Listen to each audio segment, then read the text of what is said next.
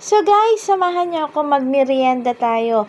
Nandito ako ngayon sa hospital, bantay ako ng aking mother. Pero syempre, hindi mapipigilan ni ante na kumain. Food is life. So namili kami ng sister ko sa Jollibee ng spaghetti at ng cheeseburger. Ayan guys, kain na tayo. Medyo gutom na rin kasi ako that time dahil almost lunch na. Hindi rin naman ako nag-breakfast. Tara guys, kwentuhan tayo at syempre, kain.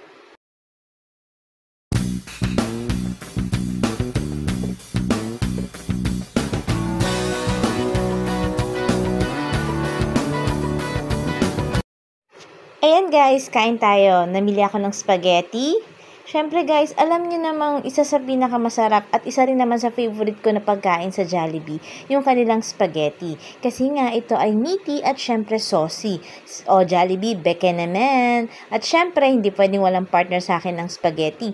It's either fries or burger. At ngayon nga guys, nagustuhan ko at nagkikrave ako sa cheeseburger. Diba guys, ang sarap. Sobra naman talaga may pagka creamy ang kanilang regular yum with cheese. So ito guys, kumakain ako ng spaghetti ngayon. Nag-crave talaga ako. Actually guys, hindi pa kami nag-breakfast that time. So, andyan kami sa hospital, binabantayan namin yung aming mother. At syempre, nag-order din naman siya. Wala naman kasing bawal na kainin si mama. So, pinakain din namin siya ng spaghetti at pare-parehas kami ng order. Cheeseburger with Jolly Spaghetti at syempre with Coke. Ayan guys, malapit ko nang maubos ang spaghetti. Medyo gutom talaga ang inyong ante. At talaga namang ang sarap talaga ng sauce nila, lalo na ang hotdog nila dyan. Hindi talaga tinipid. Mas gusto ko talaga yung pagka-tasty ng kanilang spaghetti.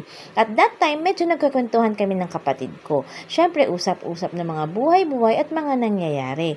Guys, ayan na, malapit ko na ring maubos ang cheeseburger. Siguro guys, mga 5 minutes ko lang kinain niya mga yan. Siyempre, may kasamang chika. So, again guys, samahan niyo ulit ako sa susunod ko pang vlogs!